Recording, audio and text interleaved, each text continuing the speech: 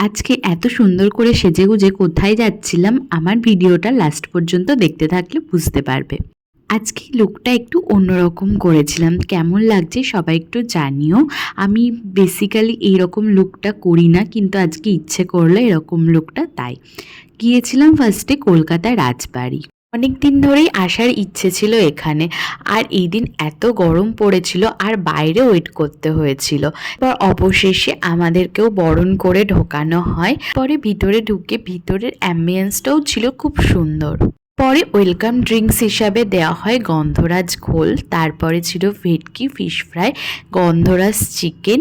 খাবারগুলো না এতক্ষণ অবধি যেগুলো খেলাম সত্যি খুব সুন্দর ছিল। ফিশ ফ্রাইটাও বেশ মোটা কোডিং ছিল, আর চিকেনটাও খুব সুন্দর ছিল।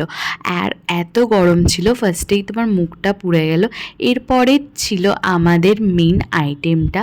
আমরা নিয়েছিলাম একটা মহারাজা থালি, যেটার মধ্যেই ছিল এইগুলো সব, আর খাবারের প্রতিটা আইটেমই ছিল খুব সুন্দর।